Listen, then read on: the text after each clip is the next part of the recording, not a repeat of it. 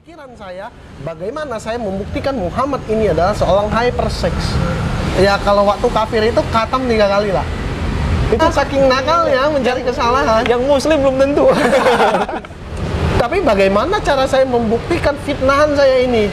Hilang gue terpaksa dan kecelakaan gue masuk Islam.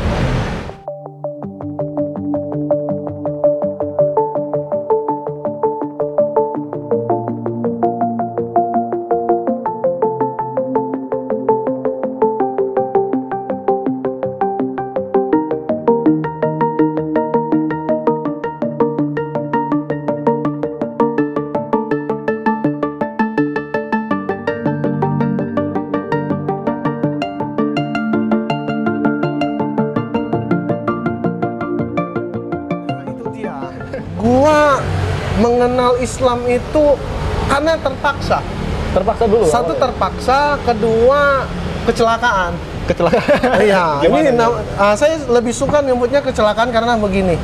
Saya ketika etis, saya menjadi orang yang nakal. Nah, bagaimana cara saya untuk memfitnah Islam tapi dengan bukti? Kalau kata orang Islam kan harus ada dalilnya nih, lu Iya. membuktikan sesuatu gitu. Menuduh harus ada dalil. gitu. Menuduh itu lu mengharamkan sesuatu harus ada Ada dalilnya, dan dalilnya kuat apa enggak. Saya pun mencari celah untuk menghina Islam. Menghina. Ya. Menghina. Ini benar-benar tujuan saya untuk menghina Islam.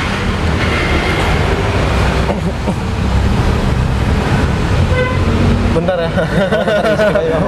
Gue kalau inget ke ini ya? gimana sih? Gue mencari celah dengan cara membaca Al-Quran dan beberapa buku hadis yang saya beli. Saya mencari celah di situ. Saya membaca Al-Quran bersama 1-2 teman. Itu saya membaca Al-Quran. Hal yang paling pertama yang saya cari itu hal yang sudah pasti ini istilahnya kemungkinan persentase terbesar agal gol fitnahan saya bagaimana caranya menghina Islam dan memfitnah Islam agar orang Islam pun membenci Islam itu sendiri gitu. Nah, hal yang paling bisa kita lakukan, persentase paling besar itu adalah mencari yang dibenci sama orang Islam itu sendiri. Betul. Poligami. Saya cari dalilnya. Saya cari bagaimana membuktikan. Nah, ini sebelumnya maaf ya, ini agak kasar gitu. Bagaimana saya di waktu itu pemikiran saya, bagaimana saya membuktikan Muhammad ini adalah seorang hypersex. Ketika saya masih kafir itu, ini senjata gue nih, dapet nih gue pikir seperti itu kan. Dan akhirnya saya membaca Al-Quran. Saya membaca hadis yang menjelaskan tentang poligami. Dan saya ketemu, ternyata di zaman Rasulullah orang bisa menikahi lebih dari 100 perempuan. Betul. Dijadikan budak, dinikahin. Dan Masya Allah, Allah menurunkan ayat tentang poligami. Nikahilah 4. Maksimal loh. Iya. Maksimal 4. Dan kalimat setelahnya itu, kalau tidak sanggup berlaku adil, nikahi 1. Saya sudah membaca Al-Quran itu, ya kalau waktu kafir itu khatam 3 kali lah. Alhamdulillah di situ mungkin Allah permudah saya untuk memahami isi Al-Quran ya. Masya Allah. Dan juga dengan bantuan hadis, kan ada beberapa ayat-ayat Al-Quran yang nggak bisa seenak jidat lu menafsirkan. Betul. Apa yang disebut di situ. Betul. Harus melalui hadisnya. Dan begoknya nih. Gimana? Gue ada guru ustadznya, dan gue nanya ke ustadz. Gile. Dan ustadz ini tidak tahu tujuan saya.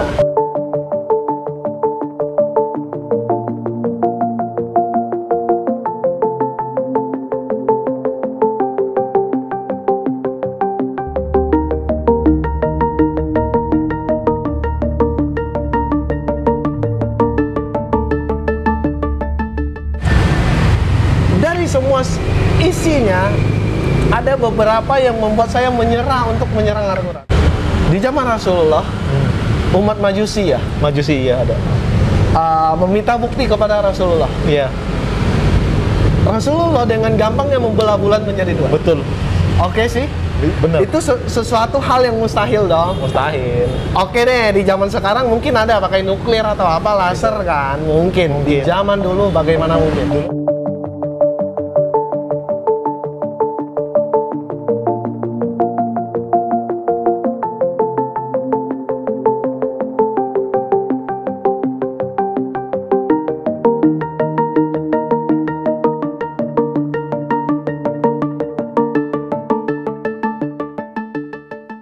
Kedua, hal yang membuat saya ketawa. Nah, saya menganggap kalimat ini bodoh ya dulunya. Terdapat air tawar Dan di dasar air, iya, laut. betul. Dan mereka tidak saling menyatu. Betul. Dan bahkan itu ada satu penyelam mengambil air tawar itu. Ketika sampai di daratan dia minum, coba minum. Itu air tawar.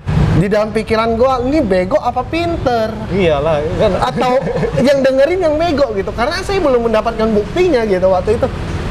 Tapi bagaimana cara saya membuktikan fitnahan saya ini? Dan saya pun istirahat. Oh, istirahat. Pada zaman break itu, ya, Kak. saya mencari celahnya nih. Bagaimana caranya nih? Gue mau buktiin, gue pengen fitnah nih. Nih udah dapet nih gitu. Gue udah dapet poinnya nih buat nyerang Islam gitu. Dan akhirnya saya nonton TV di rumah. Cekret buka TV. Trans 7 kan sering dah. Iya ada. Nah di Trans 7 nggak apa-apa ya sebut Nggak namanya. apa-apa, nggak apa. Nah di Trans 7 ini lagi ada on the spot begitu deh. Iya, yang iya. 7 on the 7 spot. keajaiban dunia gitu. Muncul Itu. gue buka on the spot lagi tayang dan dia muncul tentang pembahasan ini. Kampret, gue masih nggak berpikir Allah yang nunjukin ke saya. Gue Betul. nggak berpikir ke sana. Dan gue pikir kampret nih. Setan, gue ketemu lagi aja jawabannya. Baru mau gue serang tapi ada lagi. Iya, ada jawabannya. Udah gue coret. Ini nggak jadi, nggak jadi. Soal laut lagi. Di dasar lautan terdapat api yang tidak bisa menghabiskan air laut tersebut dan air laut tersebut tidak bisa memadamkan api tersebut.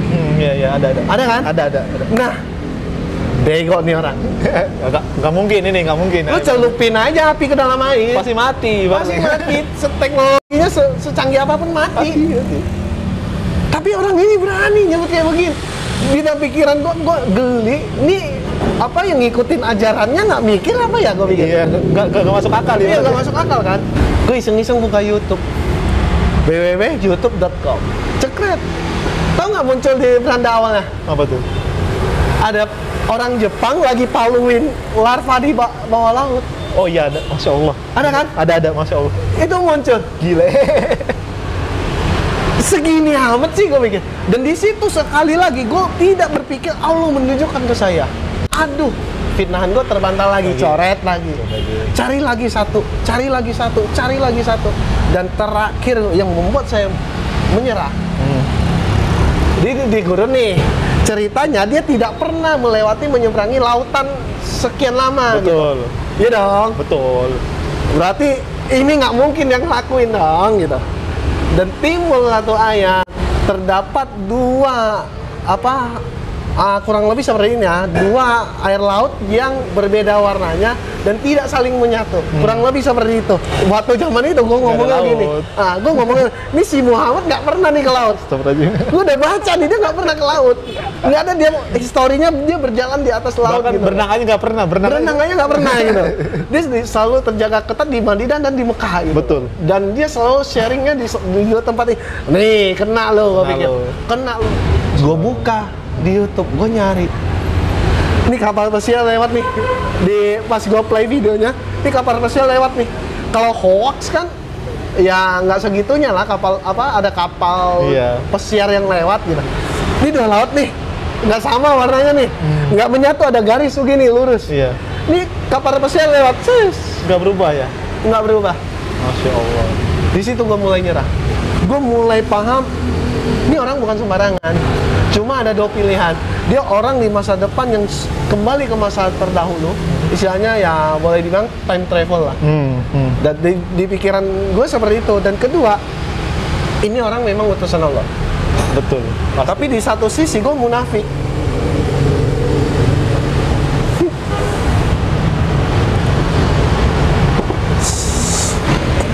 Gue udah berusaha nahan gitu.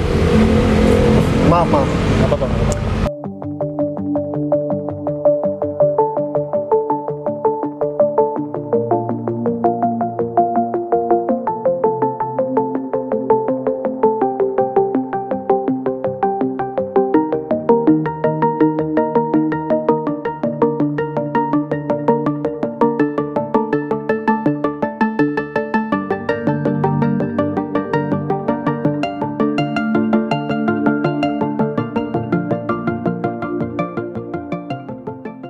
Akhirnya pun ya sudah lah gitu.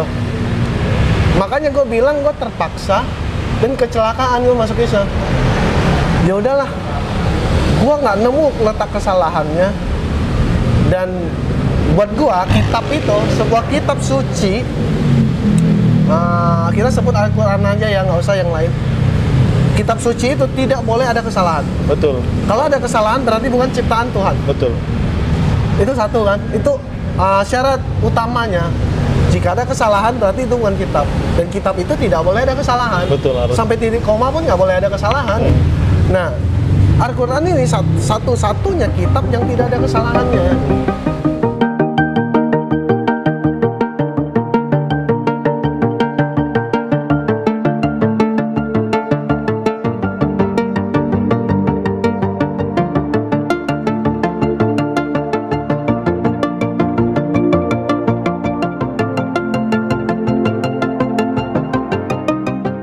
Saya syahadat kembali itu di 2018. Masya Allah.